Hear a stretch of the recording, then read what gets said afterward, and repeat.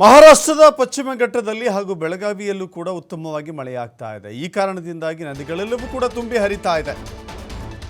ಬೆಳಗಾವಿ ಮಹಾರಾಷ್ಟ್ರದಲ್ಲಿ ನಿರಂತರ ಮಳೆ, ಘಟಪ್ರಭಾ ನದಿ ಅಬ್ಬರಿಸ್ತಾ ಇದೆ. ಮುಧೋಳ ತಾಲೂಕಿನ ಚಿಚಕಂಡಿ ಸೇತುವೆ ಮುಳುಗಡೆಯಾಗಿದೆ. ಧಾರವಾಡ ವಿಜಯಪುರ ಸಂಪರ್ಕ ಕಲ್ಪಿಸುವಂತ ಸೇತುವೆ ಇದು. ಆ ಎರಡೂ ಜಿಲ್ಲೆಗಳಿಗೆ ಸಂಪರ್ಕ ಕಲ್ಪಿಸುವಂತ ಸೇತುವೆ ಇದು. ಸೇತುವೆ ಮೇಲೆ 1 ಅಡಿಯಷ್ಟು ನೀರು ಹರಿತಾ ಇದೆ. 1 ಅಡಿಯ ನೀರು ಹರಿತಾ ಇದೆ. ಧಾರವಾಡ ವಿಜಯಪುರ ರಾಜ್ಯ ಹೆದ್ದಾರಿ ಬಂದಾಗಿದೆ. ಬಾಗಲಕೋಟೆ ಜಿಲ್ಲೆಯ ಮುಧೋಳ ತಾಲೂಕಿನ ಚಿಚಕಂಡಿ ಡ್ಯಾಮ್ ಬ್ರಿಡ್ಜ್ ಅದು ಘಟಪ್ರಭಾ ನದಿಗೆ 85,000 ಕ್ಯೂಸೆಕ್ ನೀರು ರಿಲೀಸ್ ಮಾಡ್ತಾ ಇರುವ ಕಾರಣಕ್ಕಾಗಿ ಈ ಹಂತದಲ್ಲಿ ನೀರು ಹರಿತಾ ಇದೆ. ಮುಧೋಳ ತಾಲೂಕಿನ ಮಿರ್ಜಿ, ವಂಟಗೋಡಿ, ಚೆನ್ನಾಳ, ರೂಗಿ, ಜಂಬಗಿ, ನಂದಗಾಂವ್, ಅಕ್ಕಿಮರಡಿ ಗ್ರಾಮಗಳಿಗೆ ನದಿ ನೀರು ನುಗ್ಗಿದೆ.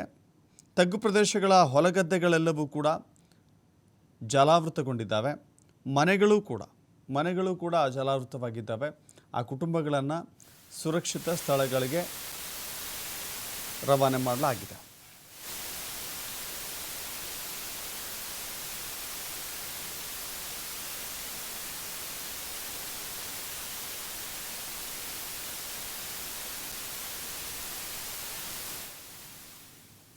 ಇದೇ ವಿಚಾರಕ್ಕೆ ಸಂಬಂಧಪಟ್ಟಂತೆ ಅಲ್ಲಿನ ಜನರನ್ನು ನಮ್ಮ ಪ್ರತಿನಿಧಿ ಮಾತನಾಡಿಸಿದ್ದಾರೆ, ನೋಡೋಣ.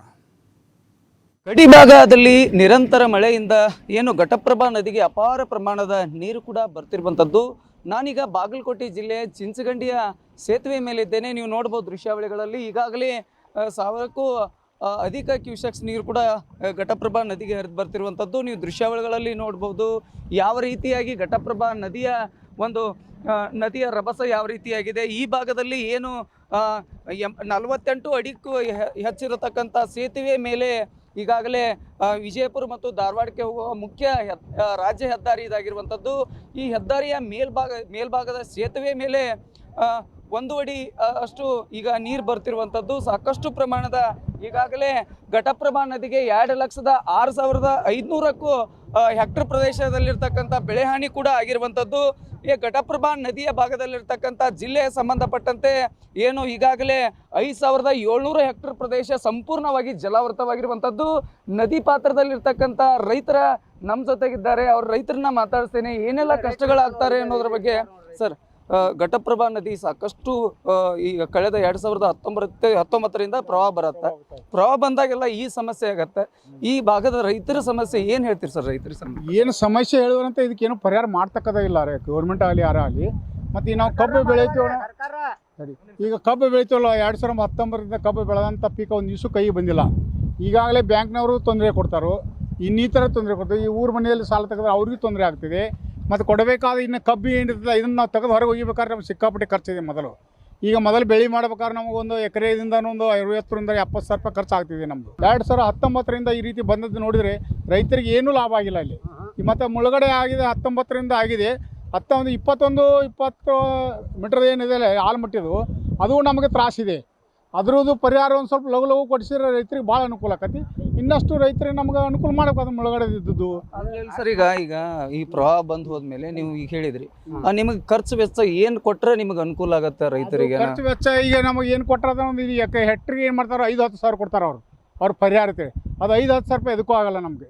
ಈ ಕೊಟ್ಟರು ಏನಾರು ನಮ್ಗೆ ಒಂದು ಎಕರೆಗೆ ಇಲ್ಲ ಅಂದ್ರೂ ನಮಗೆ ಒಂದು ಹೆಕ್ಟ್ರಿಗೆ ಏನೋ 1 ಲಕ್ಷ ಮೇಲೆ ಅದು ಕೊಟ್ಟರೆ ಭಾಳ ಅನುಕೂಲ ಅದು. ಅಂದರೆ ಅದು ಖರ್ಚು ಮೊದಲೇ ನಮ್ಗೆ ಒಂದು ಎಕರೆಗೆ 50-60 ಸಾವಿರ ರೂಪಾಯಿ ಖರ್ಚಾಗಿರ್ತೈತಿ. ಬರೀ ಗಾಡಿ ಗೊಬ್ಬರ ಮತ್ತು ಇನ್ನಿತರ ಏನಾಗೋದಿಲ್ಲ. ಮತ್ತು ಇನ್ನೇನು ತೆಗೆದು ಹೊಳೆ ಮಾಡ್ಬೇಕಾದ್ರೆ ನಮ್ಗೆ ಸಿಕ್ಕಾಪಟ್ಟೆ ಖರ್ಚು. ಮತ್ತೊಬ್ರು ಯಾರು ಸಾಲ ಕೇಳೇ ಮಾಡ್ಬೇಕು, ಯಾವುದೋ ರೈತ ಮಾಡ್ಬೇಕಾದ್ರು. ಅನುಕೂಲಸ್ತರು ಎಲ್ಲರೂ ಇರಂಗಿಲ್ಲ. 100ರಾಗಿಲ್ಲಾರು ಒಂದು 4 ಅಥವಾ 5 ಮಂದಿ ಅಷ್ಟೇ ಅನುಕೂಲಸ್ತಿರ್ತಾರೆ. ಪ್ರತಿ ವರ್ಷ ಈ ರೀತಿ ಇದ್ದೇ ಇದ್ದದ್ದು. ಇದು ಆಲ್ಮಟ್ಟಿಯಿಂದ ಹಿಡಿದು ಇಲ್ಲಿ ಮಟ್ಟ ಇರೋದು. ನಮ್ಮ ಬಾಗಲಕೋಟೆ ಜಿಲ್ಲೆ ಮುಧೋಳ ತಾಲೂಕಿನ ಚಿಂಚಗಂಡಿ ಗ್ರಾಮಲ್ಲಿ ನಮ್ಮ ಮುಧೋಳ ತಾಲೂಕದ ಏನಿದೆ 33 ಹಳ್ಳಿ ಅಥವಾ 34 ಹಳ್ಳಿ ಬರ್ತವೆ ನಮಗೆ. 34 ಹಳ್ಳಿಗಳವ್ರಿಗೆ ನಮ್ಗೆ ಅನುಕೂಲ ಮಾಡಿದಂತೂ ಭಾಳ ಚಲೋ ಆಗ್ತದೆ. ಮುಳುಗಡೆಯಿಂದ ಶಾಶ್ವತವಾಗಿ ಅದು ಈಗ 21ರ ಏನೈತಿಲ್ಲ, ಅದನ್ನ ಸ್ವಲ್ಪ ಗೌರ್ಮೆಂಟ್ದವ್ರು ಮನಸ್ಸು ಮಾಡಿದ್ರೆ ಬಿಡುಗಡೆ ಮಾಡಿದಂತೂ ಭಾಳ ಅನುಕೂಲ ಆಗ್ತದೆ ನಮಗೆ. ರೈತರು ಏನು ಹೇಳ್ತಾರೆ ಅಂದರೆ, ಸಾಕಷ್ಟು ರೀತಿ ಈಗಾಗಲೇ ಜಿಲ್ಲೆಗೆ ಸಂಬಂಧಪಟ್ಟಂತೆ ಏನು 23 ಆತ್ಮಹತ್ಯೆ ಪ್ರಕರಣಗಳು ಕೂಡ